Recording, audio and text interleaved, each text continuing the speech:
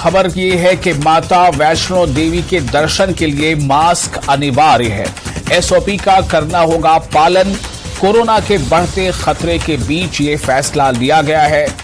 एक बार फिर आपको बता दें कि जम्मू से बड़ी खबर, माता वैष्णो देवी के दर्शन के लिए मास्क को जरूरी करार दे दिया गया है।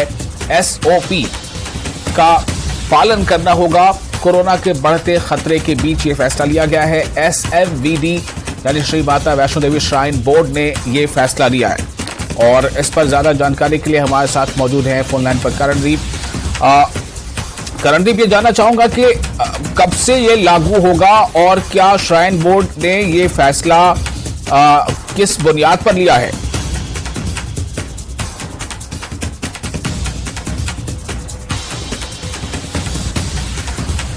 करणदीप, आपको मेरी आवाज मिल पा रही है? बिल्कुल विशाल, मैं ये बताना चाहता हूं कि श्री माता वैष्णो देवी जी श्राइन बोर्ड प्रशासन की तरफ से ये बीते कल ही फैसला लिया गया है। एक बैठक हुई थी जिसमें सुरक्षा एजेंसीज भी तमाम मौजूद थी, वरिष्ठ अधिकारी श्राइन बोर्ड के मौजूद थे। तो उन्होंने ये फैसला जो है लिया है कि जो कोरोना काल जो लगातार अभी बढ़ने के प्रकोप में है, तो उसी के मद्देनजर ये सारी एसओपीज को फॉलो करते हुए ये फैसला लिया गया है कि कोई भी श्रद्धालु ट्रैक के ऊपर बिना मास्क के नहीं जाएगा और अटका आरती में भी जो है वो उसे अनुमति नहीं दी जाएगी बैठने की बिना मास्क के। और इसके साथ साथ 31 दिसंबर पर हमेशा जो है वो देखा जाता है भीड़ होती है, नववर्ष के ऊपर भीड़ देखी जाती है श्रद्धालुओं की। तो कई सारे और भी फैसले जो है वो शुक्रवार शाम को जब ये बैठक हुई थी तो उसमें ये फैसले लिए गए थे, जिसमें ये साफ तौर पर दिखाया गया है कि 500 सीसीटीवी कैमरा के साथ जो है वो पूरे भवन की निगरानी रखी जाएगी, ट्रैक की निगरानी रखी जाएगी। क्योंकि अगर 2022 की पहले दिन की शुरुआत की अगर बात करें तो भगदड़ मचने के कारण जो थे वो 13 लोगों की मौत हो गई थी और कई दर्जनों लोग घायल भी हुए थे। एक बड़ा हादसा जो है वो उसे माना जा रहा था। वो ऐसा दोबारा ना घटित हो, ऐसी कई बैठकें जो है वो की गई हैं। बड़े अधिकारियों की भी अब कहीं ना कहीं निगरानी पूरे ट्रैक के ऊपर रहेगी और अधिक सुरक्षा जो है वो तैनात की जाएगी, सुरक्षा कर्मी तैनात किए जाएंगे।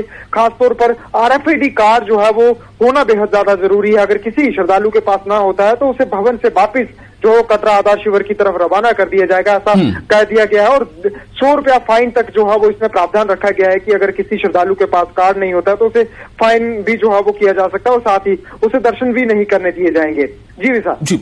तो करणदीप, क्या इसको लेकर वहां पर इंतजामात भी किए गए हैं? जाहिर है कि आने वाले जो लोग हैं उनमें से कई लोगों को शायद ये पहले से पता ना हो कि मास्क के बगैर वहां पर जो इजाजत नहीं है जाने की, तो ऐसे में क्या वहां पर मास्क का इंतजाम रखा गया है या जो एसओपीज हैं उसकी वहां पर तैयारियां की गई हैं? क्या वहां पर थर्मल टेस्टिंग होगी जो भी वहां पर पहुंचेंगे लोग दर्शन के लिए?